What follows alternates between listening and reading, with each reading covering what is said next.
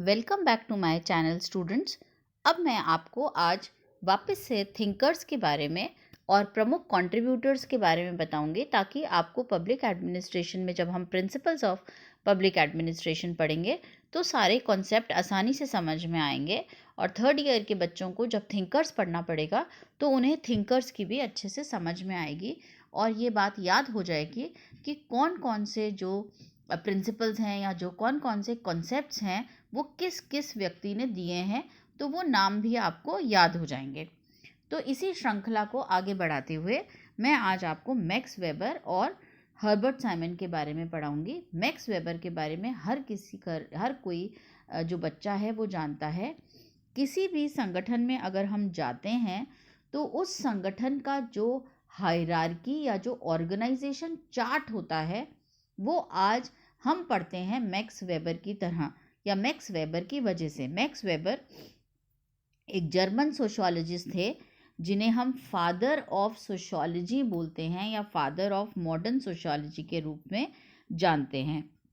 उन्होंने कहा कि किसी भी संगठन को अगर हम लेकर चलें और ऊपर से नीचे, शीर्ष से नीचे के स्थान तक चलें या नीचे से ऊपर की तरह चलें, तो संगठन का अगर हम चार्ट ड्रॉ करेंगे तो वह एक सीढ़ी नुमा लैडर लाइक स्ट्रक्चर बनेगा। यानी कि जैसे अगर मान लीजिए हम कॉलेज को ही देखें तो कॉलेज में क्या है, सबसे ऊपर एक प्रिंसिपल होंगे, उस प्रिंसिपल के नीचे कुछ लेक्चरर्स होंगे, उनके नीचे कुछ क्लरिकल स्टाफ होंगे, उनके नीचे पियोन्स होंगे।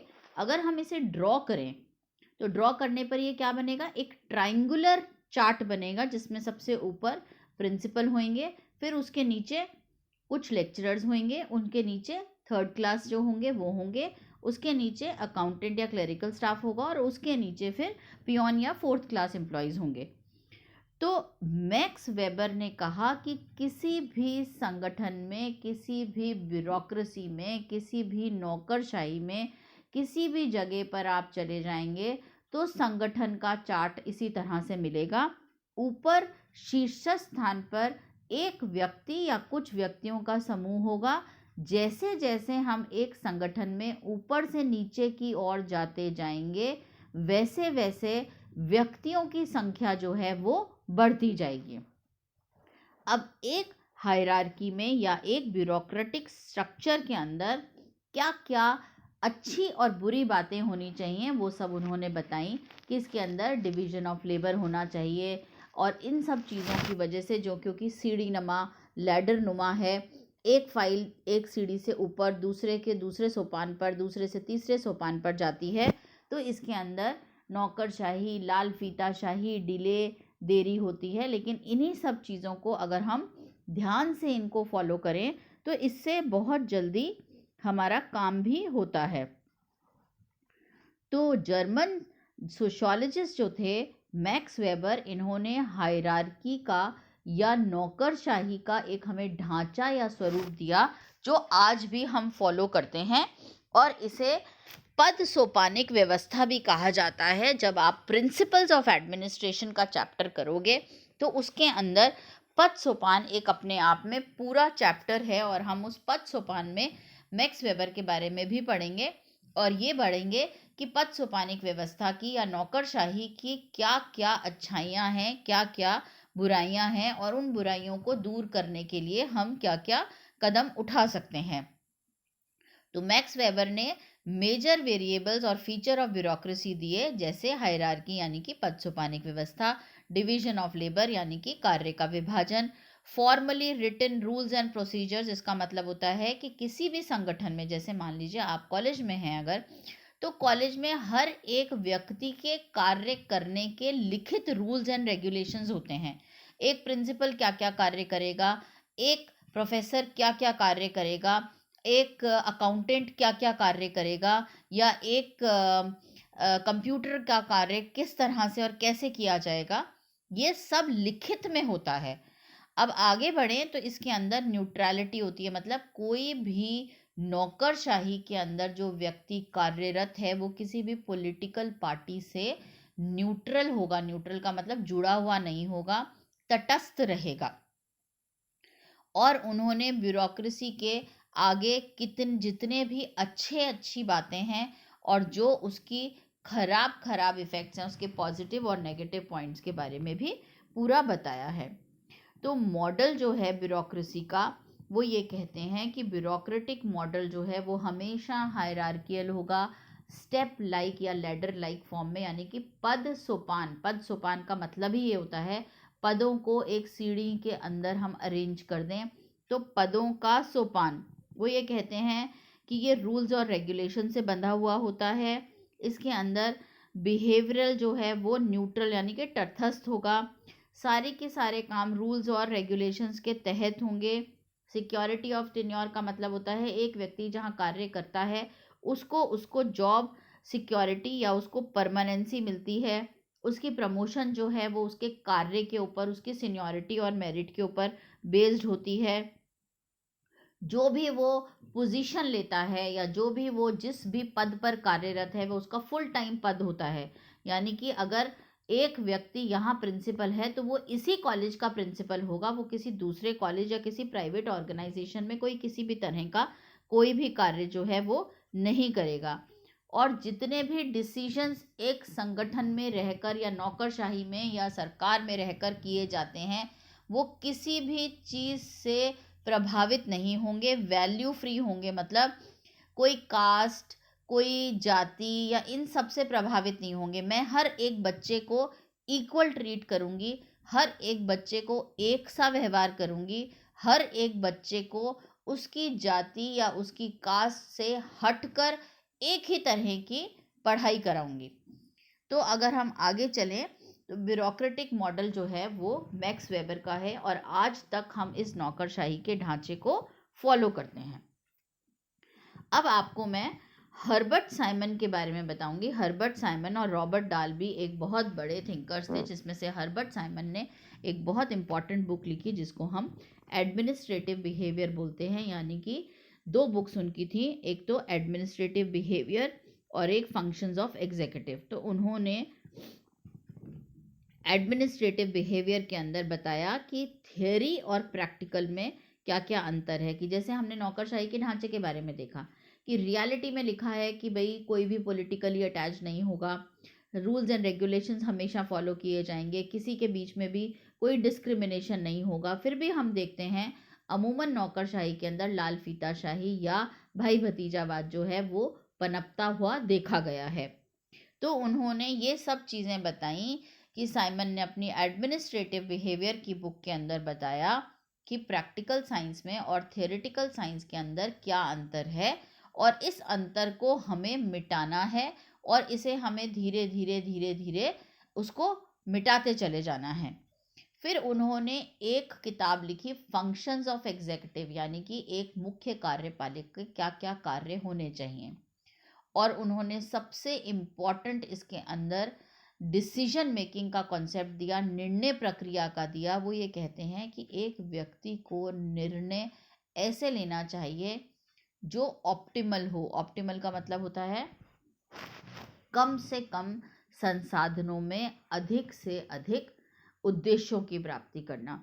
मान लीजिए हमारे को कोई डिसीजन लेना है और वो डिसीजन परफेक्ट है, मतलब वो 1 नंबर पे है। जैसे मान लीजिए हमने एक प्रॉब्लम ली, उस प्रॉब्लम के जो भी संभावित उसके सॉल्यूशंस हैं उन सॉल्यूशंस को रख लिया और उन सॉल्यूशंस के जो भी संभावित रिजल्ट होंगे वो हमने लिख लिए।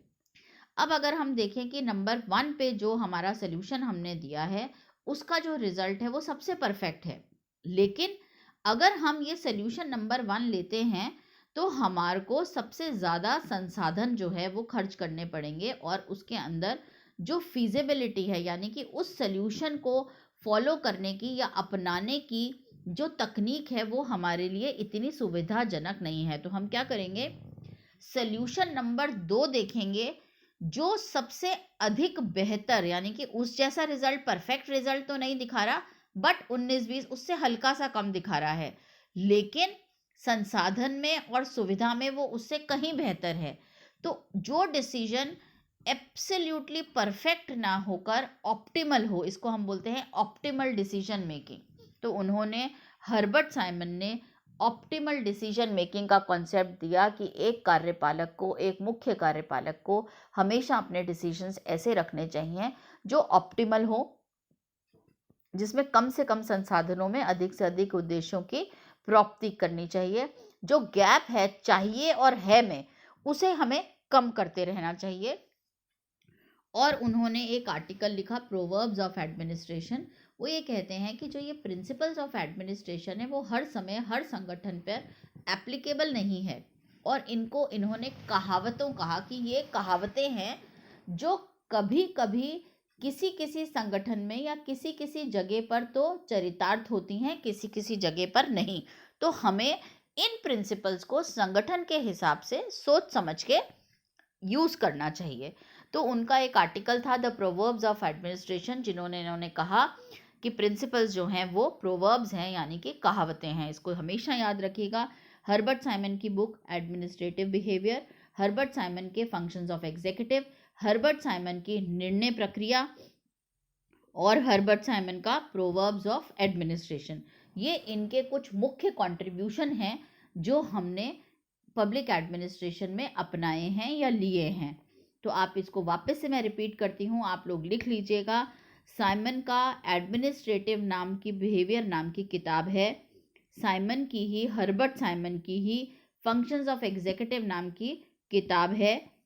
और साथ ही इन्होंने 2 इम्पॉर्टेंट कॉन्सेप्ट हमें दिए हैं। उन्होंने कहा है कि हर एक प्रिंसिपल हर एक सिचुएशन में एप्लीकेबल नहीं होता, इसलिए ये प्रिंसिपल्स को हम प्रोवर्ब्स की तरह, कहावतों की तरह हमें लेना पड़ेगा कि जो कहावतें जिस सिचुएशन में चरितार्थ हों वहीं उसका प्रयोग करना चाहिए।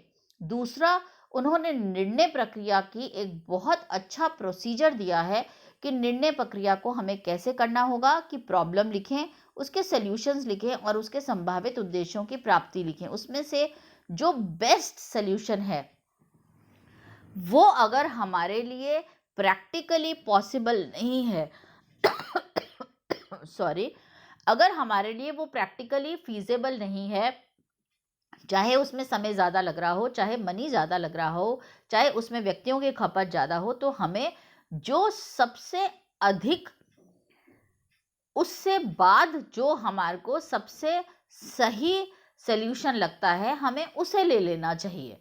हमें हमेशा चाहिए को नहीं देखना चाहिए कि भाई ये होना चाहिए, परफेक्ट नहीं होना चाहिए। हमेशा परफेक्ट होना चाहिए ऐसा पॉसिबल नहीं है। तो जो परफेक्ट के बिल्कुल करीबी है, जो सबसे नज़दीक है और हमारे लिए सुविधाजनक भी है, हमें उस तरह से निर्णय करना चाहिए। और साथ ही साथ निर्णय में ये देखना चाहिए कि निर्णय जो है वो जो अपनाने वाला है, वो ये कहते हैं कि व्यक्ति का अधिकार जो है वो तभी है जब नीचे वाले उसका अधिकार माने। मान लीजिए मैं आपको कुछ पढ़ा रही हूँ या कोई चीज़ बता रही हूँ, मेरी अथॉरिटी या मेरा अधिकार यही है कि मैं आपकी क्लास लूँ, लेकिन मेरा अधिकार तभी मान्य होगा जब आप मेरे को मानेंगे।